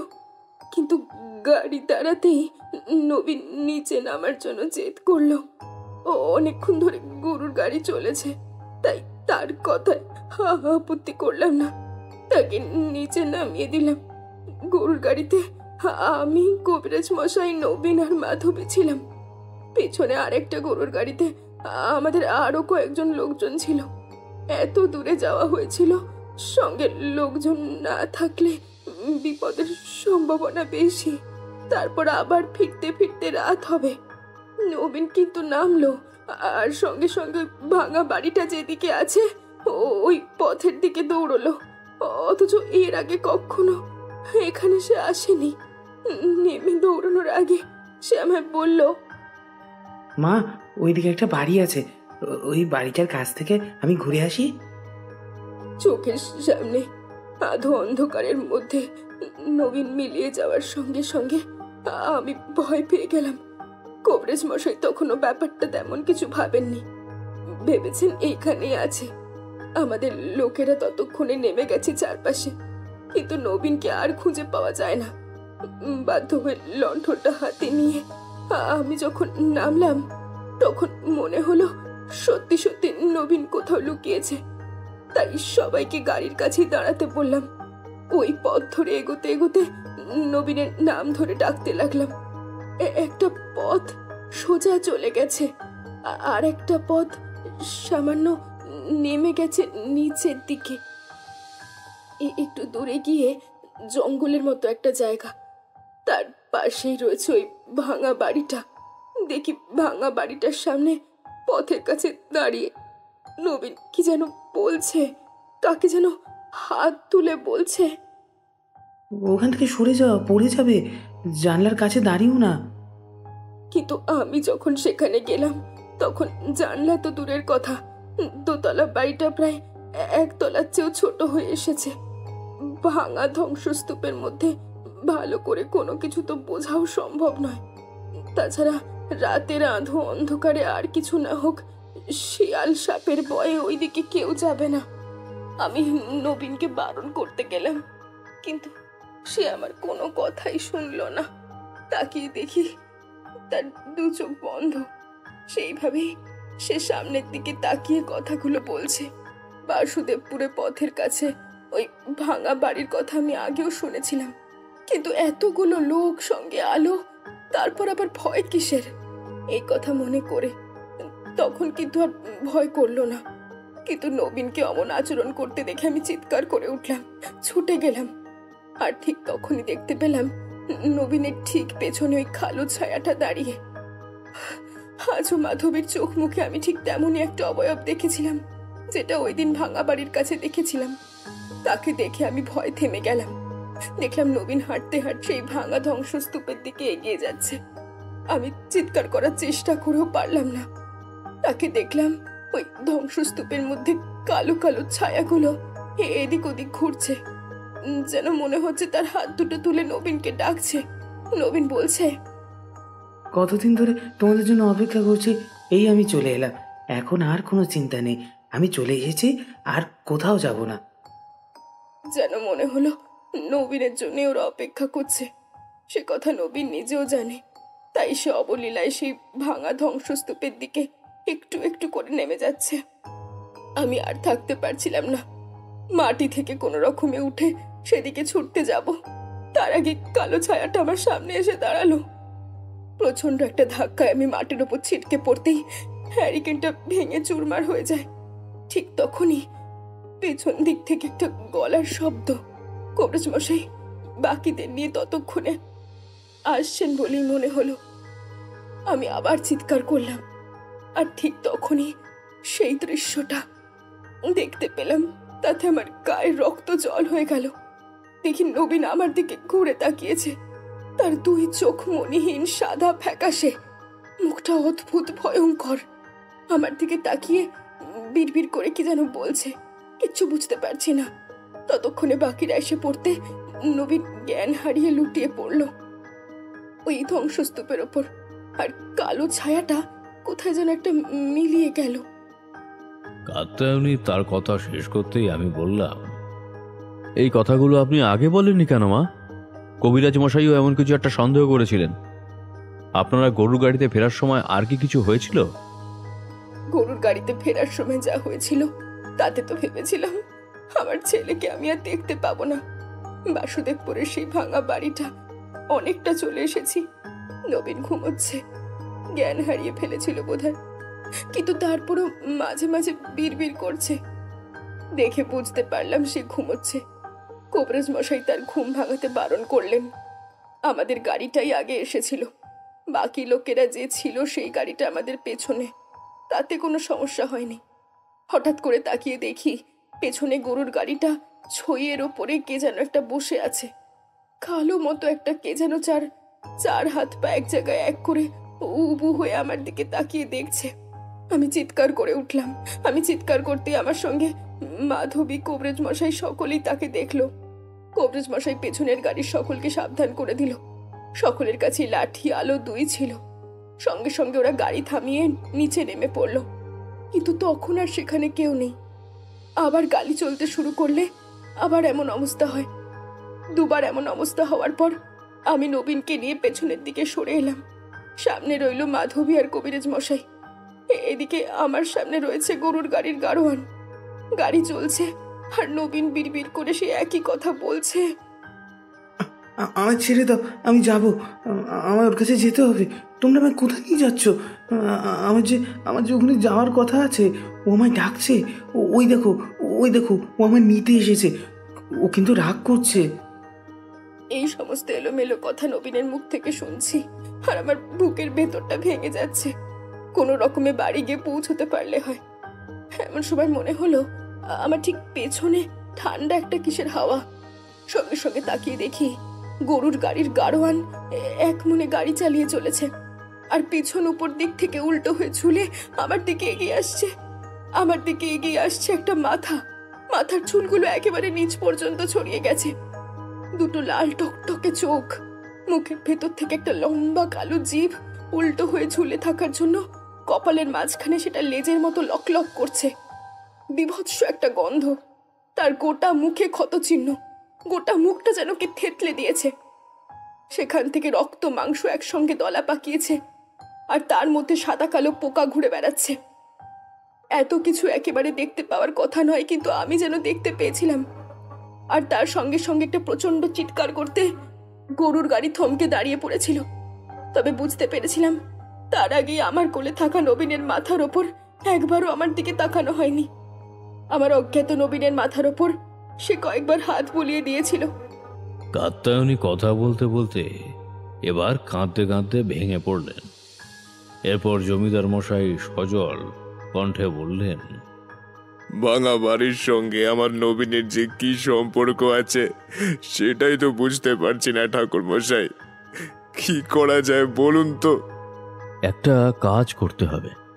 বাসুদেবপুরে কি আপনাদের কোনো চেনাশোনা কেউ আছে? তাহলে কাল সকালে নবীনকে নিয়ে ওই গ্রামে যেতে হবে, আর তারপর অন্ধকার নামার পর যেতে হবে ওই ভাঙা ধ্বংসস্তূপের কাছে। ওখানেই যা হওয়ার হবে। আমার মনে হয় না এছাড়া এই বিপদ থেকে উদ্ধার পাওয়া যেতে পারে। ওই অশরীরী আত্মার ক্ষমতা নেহাত কম নয়। এত সহজে সে নবীনের পিছু ছাড়বে না। তাবিজ কবচ দিয়ে এই বিপদকে আটকানো যাবে না জমিদার মশাই, কিছুতেই নয়। জমিদার মশাই সবকিছুই বুঝতে পারছিলেন, তাই তিনি আর না করলেন না। পরদিন সকাল হতেই গরুর গাড়িতে যাত্রার ব্যবস্থা হলো। আমি, জমিদার মশাই, জমিদার গিন্নি, নবীন, আমরা সকলে মিলে দুটো গরুর গাড়িতে করে রওনা দিলাম বাসুদেবপুরের গ্রামের উদ্দেশ্যে। এদিকে মাধবীর মৃতদেহের খবর নিয়ে একজন চলে গেল তার গ্রামে। স্থির হলো, আজ আমরা তো ফিরতে পারবো না, কাল ফিরব। কাল ফেরার পরে তারপরে মাধবীর মৃতদেহের কোনো একটা ব্যবস্থা হবে। কিন্তু আমার মাথার মধ্যে ঘুরছিল অন্য কথা। নবীন কেন বারবার ওখানে যাওয়ার কথা বলছে? তাহলে কি নবীন এমন কিছু জানে যেগুলো আমরা বুঝতে পারছি না?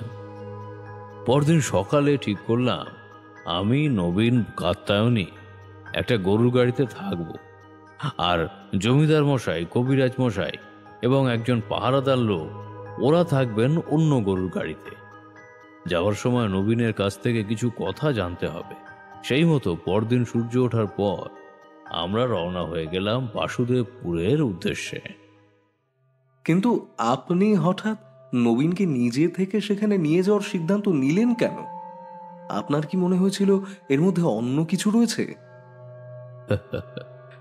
তোমাদের হয়তো মনে নেই, নবীন কিন্তু এই ভাঙা বাড়ির মধ্যেই একা একাই প্রবেশ করে গিয়েছিল। একথা কিন্তু কাত্তায়নী আমাদের বলেছিলেন। আর এই গোটা ব্যাপারের মধ্যে সব থেকে রহস্যময় ছিল নবীনের ব্যাপারটা। সে বেশিরভাগ সময় ঘুমিয়ে থাকে, তার ঘুম সহজে ভাঙে না, শরীর দুর্বল, প্রচন্ড জ্বর। যদিও আমি যেদিন থেকে সেখানে গিয়েছিলাম সেদিন থেকে একটা মাত্র রাতই কেটেছে। এই এক রাতের মধ্যে এত কিছু হয়ে গেছে যে আমার ঠিক বোঝার উপায় ছিল না। কিন্তু মাধু পাগলির আশীর্বাদ আর আমার অনুমান ক্ষমতাতে আমার যেন মনে হচ্ছিল এইসব কিছু শেষ রয়েছে বাসুদেবপুরের রাস্তার পাশের ওই ভাঙা বাড়িটার কাছে। তাই নবীনকে সেখানে নিয়ে যেতেই হবে। পথে চলতে চলতে নবীনকে দু একটা কথা জিজ্ঞাসা করলাম। সে ভালোভাবেই কথা বলল। তার শরীর ক্লান্ত, চোখের তলায় কালি, ভীষণ অবসন্ন। তাকে বললাম, নবীন, তুমি যখন ঘুমিয়ে পড়ো তোমায় কি সত্যি সত্যি কেউ ডাকে? ডাকে তো। আমার চোখ বন্ধ হয়ে গেলে ও আমায় ডাকে। ও জানলার কাছে দাঁড়িয়ে আছে, ও আর একটু হলেই নিচে পড়ে যাবে, ও তখন আমায় ডাকে। আমায় ওর সঙ্গে জানলা দিয়ে লাফিয়ে পড়তে বলে, কিন্তু আমি যেতে পারি না তো, আর ওরা কেউ ওকে আটকায় না। কে নিচে পড়ে যাবে নবীন? তুমি কাকে দেখতে পাও? ওর নাম আমি জানি না। ও আমার দিকে তাকিয়ে থাকে, ওর চোখে জল, ও বড় কষ্ট পেয়েছে। ওই জানলার কাছে গিয়ে দাঁড়িয়ে আছে। আমি আমি কতবার বারণ করলাম, আমার কথা শুনলো না। কিন্তু ওটা কে আমি জানি না। এবার আমায় একটা কথা বলো তো, তুমি যখন বাড়িতে ছিলে তখন তোমার কাছে কি কেউ এসেছিল? নবীন এবার যেন কেমন ভাবে আমার দিকে তাকালো। সঙ্গে সঙ্গে তার দুটো চোখে ভয় দেখা দিল। সে কাত্তায়নীর কাছে সরে গেল। 12-13 বছরের ছেলেটা যে এত ভয় পেয়ে যেতে পারে সে কথা না দেখলে বোঝা যায় না।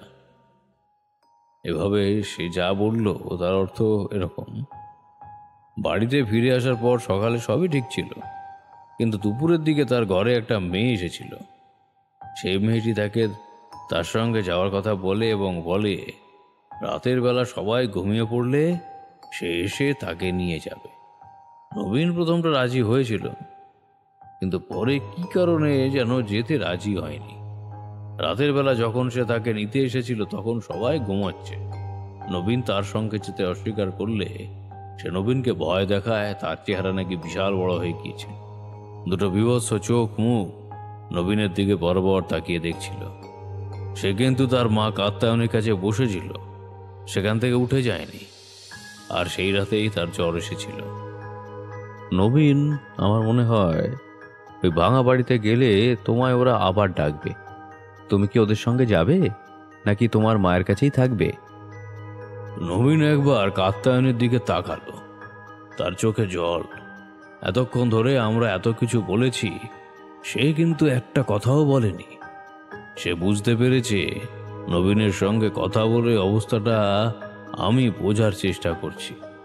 এবার সে বলল, আমার ছেলে কখনো কোথাও যাসনি বাবা, এবার সবকিছু আর ঠাকুর মশাই ঠিক করে দেবে।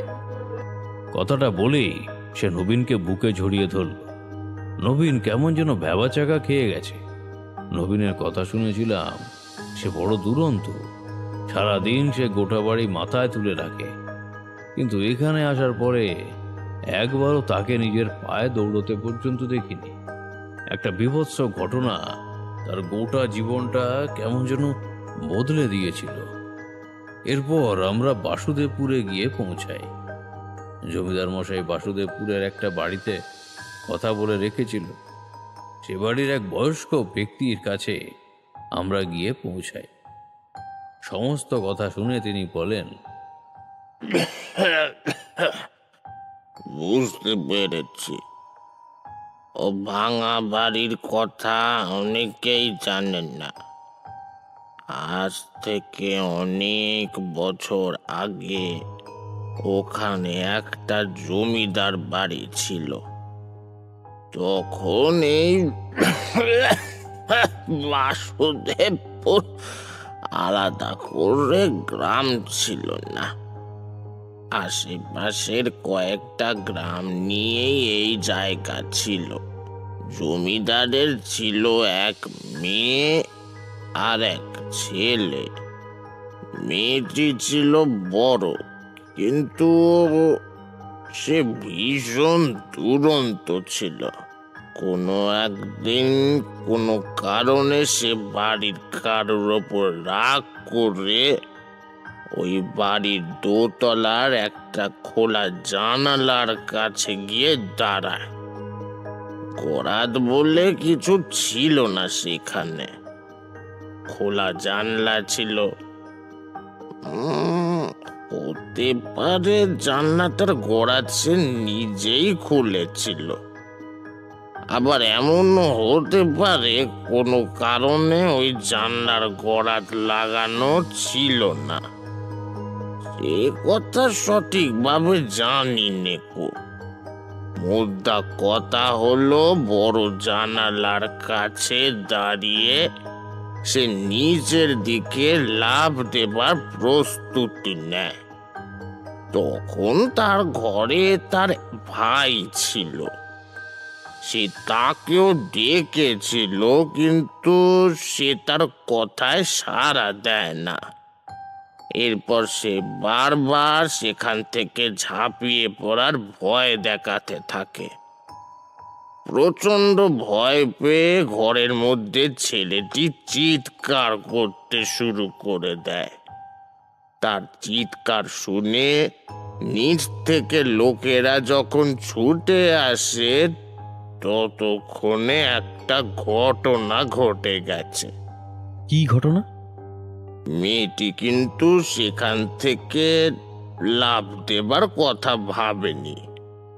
সে এমনি মস্করা করছিল, কিন্তু যেহেতু সেই জানালায় গরাদ ছিল না, আর তাছাড়া তখন ছিল বৃষ্টির সময়, জানালার কাছে বৃষ্টির জলের জন্য হোক বা যেভাবেই হোক, সেখান থেকে সে পা পিছলে নিচে পড়ে যায়।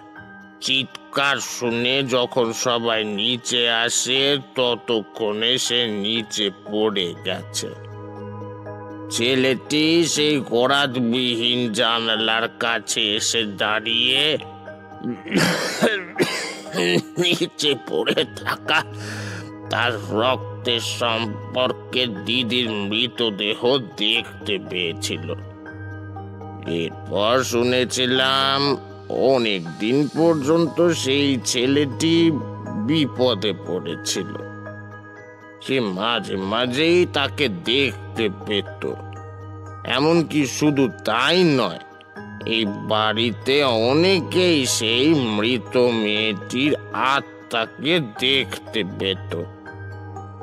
তারপর ধীরে ধীরে এই বাড়ি পরিত্যক্ত হয়ে যায়। এই কারণে তারপর বাধ্য হয়ে জমিদার এখান থেকে তার বাড়ি সরিয়ে অন্যত্র করে। তারপরে এই বাড়িটি পরিত্যক্ত হতে হতে এক সময় কালের কবলে পড়ে এমন ভাবেই ভেঙে পড়ে। তার মানে ওই মৃত মেয়েটির আত্মা এতদিন ধরে ওই বাড়ির ভাঙা ধ্বংসস্তূপের মধ্যেই আটকে ছিল। তাছাড়া গ্রামের লোকেরা রাতের বেলা ওইদিকে যায় না কেন? রাতের বেলা ওখানে গেলে অনেকে অনেক কিছু দেখতে পায়। মাঝে মাঝে হাসির শব্দ শোনা যায়, মাঝে মাঝে হঠাৎ করে ধ্বংসস্তূপের থেকে কালো কালো ছায়া দৌড়ায়, আস্তে আস্তে হঠাৎ করে আবার হাওয়ায় মিলিয়েও যায়। দু একজনকে তো এই ধ্বংসস্তূপের আশেপাশে গোটা রাত ধরে ঘুরিয়ে ঘুরিয়ে তারপর তার মাঝে ঘাড় ভেঙে মেরে ফেলে রেখেছিল। অনেক ব্যাপার আছে।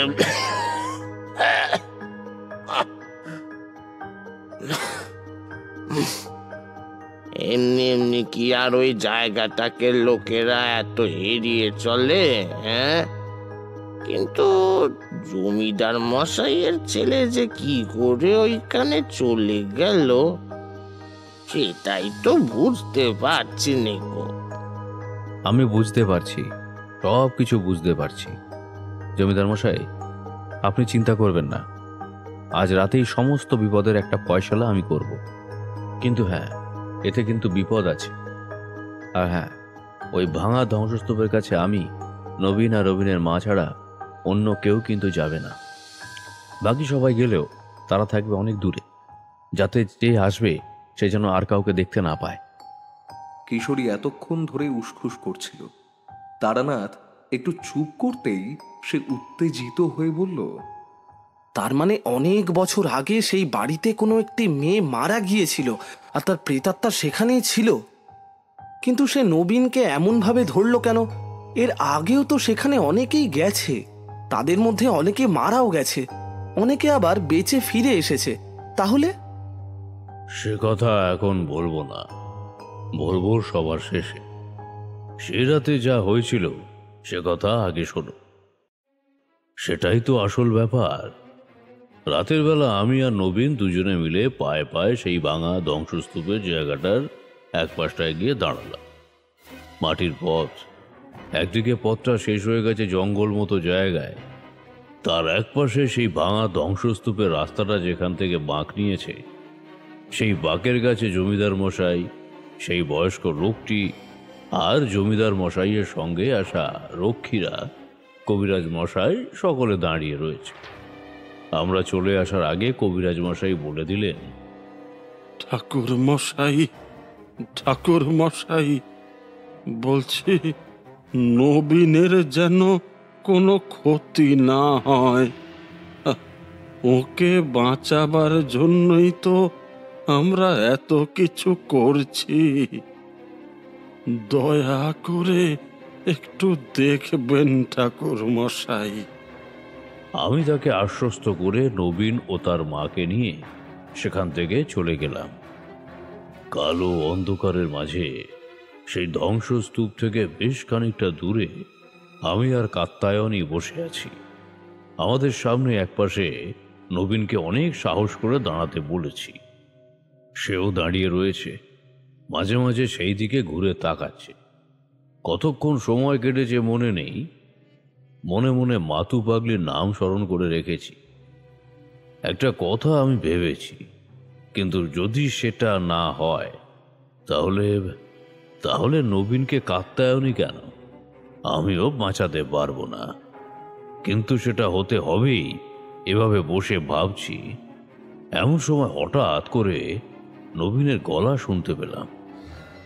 নবীন সেই আগের মতো বিড়বিড় করতে শুরু করেছে। সঙ্গে সঙ্গে সামনের দিকে তাকিয়ে ধ্বংসস্তূপের উপরে আধা অন্ধকারের মধ্যে দেখতে পেলাম কে যেন এসে দাঁড়িয়েছে। কাত্তায়নী কিছু বলতে গেছে, আমি তাকে চুপ করতে বললাম। দেখলাম সেই ভাঙা ধ্বংসস্তূপের মাথায় আকাশের দিকে কালো মস্ত বড় ডানাওয়ালা একটা বাদুড়ের মতো কি যেন চক্কর খাচ্ছে।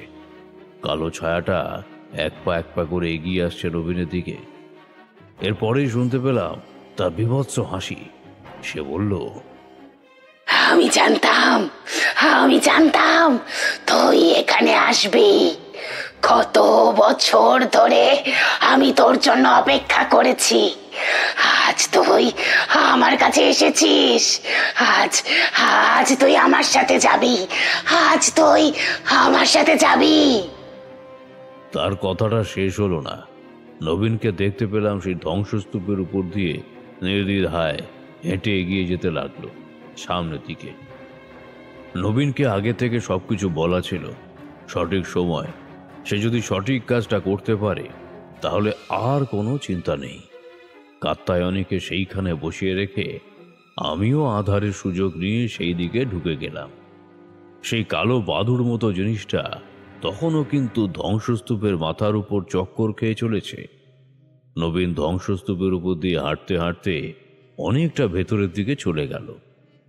বাইরে থেকে জায়গাটাকে ছোট বলে মনে হলো, কিন্তু তা নয়। এক জায়গায় গিয়ে দেখি সেই মেয়েটা দাঁড়িয়ে আছে একপাশে, তার পরনে সাদা শাড়ি। অদ্ভুত, তাকে দেখে ভয় পাওয়ার মতো তেমন কিছু নেই। চাঁদের অল্প আলোয় অস্পষ্টভাবে দেখা যায় শুধু তার চোখ দুটো মনেহীন। নবীন একটা জায়গায় ভাঙা দেওয়ালের উপরে বসে পড়ল, এমনভাবে বসলো যেন সেটা দেওয়াল নয়, বিছানা। সেই মেয়েটা একপাশে গিয়ে দাঁড়িয়েছে, নবীনের দিকে তাকিয়ে বলছে, আমার সঙ্গে আয়, আমরা একসাথে লাফ দেব। আয় আমার সঙ্গে, আমরা একসাথে নিচে লাফিয়ে পড়ি, দেখবি ভারী মজা হবে। মেয়েটা যেখানে দাঁড়িয়ে আছে সেদিকটায় তাকিয়ে দেখলাম ধ্বংসস্তূপটা সেখানে খানিকটা নিচু, অর্থাৎ নিচু জায়গা থেকে লাফিয়ে পড়লে খুব বেশি আঘাত না লাগলেও ওখানে লাফিয়ে পড়লে হাত পা ভাঙতে পারে। অর্থাৎ একতলার একটা ভাঙা দেওয়ালের মতো জায়গার কাছে সে দাঁড়িয়ে রয়েছে। এবার নবীন এক পা করে এগিয়ে আসতে লাগলো। মেয়েটা খিলখিল করে হাসছে, নবীনের মুখেও হাসি। চাঁদের আলোয় দুজনের মুখটা অদ্ভুত লাগছে। নবীনের দুটো চোখ বন্ধ। এরপর হঠাৎ করেই একটা ব্যাপার চোখের সামনে ঘটে গেল। সেই মেয়েটা নিজের একটা হাত দিয়ে নবীনের গলাটা চেপে ধরল, আর সঙ্গে সঙ্গে দেখতে পেলাম তার মুখটা বিভৎস। মুখের চামড়া, মাংস সবকিছু পচে গলে যেন কঙ্কাল বেরিয়ে পড়েছে। পোকা ছাড়াও গোটা শরীরে কি যেন কিলবিল করে বেড়াচ্ছে। তার পরনের শাড়ি ছিন্ন ভিন্ন হয়ে শরীরের সঙ্গে লেপ্টে গিয়েছে, যেন একটা নর কঙ্কালের গায়ে এখানে ওখানে তাল তাল মাংস বসিয়ে দিয়েছে কেউ। পচা দুর্গন্ধ ছড়িয়ে পড়ল জায়গাটায়। মেয়েটি অদ্ভুতভাবে আস্তে আস্তে বলল, এতদিন পরে আমি সুযোগ পেয়েছি। সেদিন তুই আমায় ধাক্কা দিয়ে ফেলে দিয়েছিলিস, মনে আছে? আর আজ আমি তোকে ফেলে দেব। সঙ্গে সঙ্গে বুকের ভেতরটা যেন কেমন করে উঠল। সেই বয়স্ক লোকটি সমস্ত কথা বলার পর বলেছিল, তবে অনেকে কিন্তু বলে ওই ছেলেটি এবং মেয়েটি জানালার কাছে দুজনেই দাঁড়িয়েছিল। ছেলেটি মস্করা করেই মেয়েটিকে ধাক্কা দেয়, আর তাতেই সে নিচে পড়ে যায়।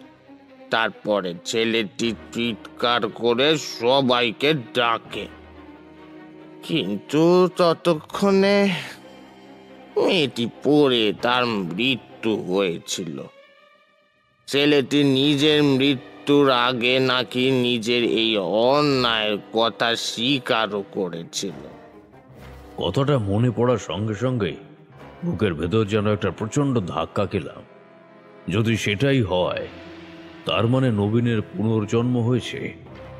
আর ওই মেয়েটির আত্মা যেই কারণে এখনো এখানে আটকে আছে, সেটা হলো সে নিজের হাতে নবীন রূপী তার ভাইকে ধাক্কা দিয়ে মেরে ফেলবে, আর তারপর হবে তার মুক্তি। কথাটা ভাবার সঙ্গে সঙ্গেই দেখতে পেলাম দুটো হাতে নবীনের গলা চেপে ধরে সে তাকে ছুঁড়ে দিয়েছে সেই ধ্বংসস্তূপের দিকে। আমি চিৎকার করে উঠলাম, কিন্তু তার আগেই দেখতে পেলাম একটা অদ্ভুত ব্যাপার। এতক্ষণ ধরে ধ্বংসস্তূপের মাথার উপরে পাক খেতে থাকা সেই বড় কালো বাদুড়টা মুহূর্তের মধ্যে ছিটকে এলো নিচের দিকে, তারপর নবীনের শরীরটা ধ্বংসস্তূপের উপরে পড়ার আগেই যেন চোখের নিমিষে তাকে লুফে নিয়ে একপাশে সরিয়ে নিয়ে গিয়ে রাখলো সেটা। মেয়েটা চিৎকার করে উঠল, কিন্তু তারপরেই সেই কালো বাদুরটা ছিটকে গেল তার দিকে। একটা প্রচণ্ড আঘাত আমাদের চোখের সামনে সঙ্গে সঙ্গে হুড়মুড় করে ভেঙে পড়তে লাগলো বাকি থাকা ধ্বংসস্তূপের অংশটা। আমি তাড়াতাড়ি নবীনের দিকে এগিয়ে গেলাম। সে জ্ঞান হারিয়েছে। তাকে কোনো রকমে কোলে তুলে নিয়ে ছুটে বাইরের দিকে এগিয়ে গেলাম। কাত্যায়নী পাগলের মতো ধ্বংসস্তূপের সামনে এগিয়ে এসেছে। তার হাতে নবীনকে তুলে দিয়ে সেখান থেকে আমরা চলে এলাম। পেছনে ধ্বংসস্তূপটা ভেঙে পড়ার শব্দ শুনতে পেলাম। সে রাতে বাসুদেবপুরে সেই বয়স্ক লোকটির বাড়িতেই ছিলাম। তিনি সমস্ত কথা শুনে বললেন, তার মানে আমরা যে গল্প শুনেছিলাম তাতে সামান্য ভুল রয়েছে। অনেকেই বলেছিল যে ওই ছেলেটি মেয়েটিকে ধাক্কা দিয়েছিল, যদিও ইচ্ছে করে নয়। তবে ওদের বাড়িতে একজন লোক ছিল নাকি, সেই কাজের লোকটি এতদিন ধরে কোলে পিঠে করে ওদের দুজনকে মানুষ করেছিল। সে নাকি সব সময় ওদের দুজনকে চোখে চোখে রাখত। সেদিন তার শরীরটা একটু খারাপ হয়েছিল, সে বিশ্রাম করছিল, আর তার মধ্যে এইসব ব্যাপার ঘটে গেছে। তাহলে কি কালো ছায়াটা সেই? তার কথার উত্তর আমরা দিতে পারিনি। এরপর নবীন ঠিক হয়ে গিয়েছিল। তার বাড়িতে গিয়ে 2-3 দিন আমি ছিলাম। তার দুরন্তপনা আমি নিজের চোখে দেখেছি। কে বলবে এই ছেলেটা এমনভাবে শান্ত হয়ে চুপ করে বিড়বিড় করত? তবে আশ্চর্য ব্যাপার, নবীনের কিছুই মনে ছিল না। কথা শেষ করে তারানাথ কিছুক্ষণ চুপ করে বসে রইল। আমি বললাম, তার মানে নবীনের পুনর্জন্মের পরে সেই মেয়েটির আত্মা প্রতিশোধ নিতে চেয়েছিল? তাহলে তাকে বাঁচিয়ে দিয়ে গেল কে? ওই কালো ছায়াটা কি তাহলে ওই বাড়ির সেই কাজের লোকটি? তারানাথ আর কোনো উত্তর করল না, শুধু মুচকে মুচকে হাসছিল। বুঝলাম তারানাথ তার কথা শেষ করেছে। এবার আমরা উঠে পড়লাম। বৃষ্টি কমে এসেছিল, আর কোনো কথা হলো না। হাঁটতে হাঁটতে কিশোরী শুধু বলল, সত্যি বলো তো ভায়া, ঠাকুরমশাইয়ের সমস্ত কথা কি বিশ্বাস করা যায়? সবই ঠিক ছিল, কিন্তু এই বাদুরের মতো মস্ত কালো ছায়ার ব্যাপারটা, এটা কি ঠিক বিশ্বাসযোগ্য বলে মনে হলো? তোমার কি মনে হয়? আমি শুধু হাসলাম, কিছু বললাম না।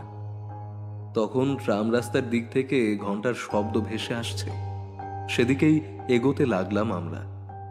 মনে মনে ভাবলাম, মিথ্যে কিনা জানি না, তবে তারানাথের গল্পটা আমার কাছেও কিন্তু অদ্ভুত বলেই মনে হলো।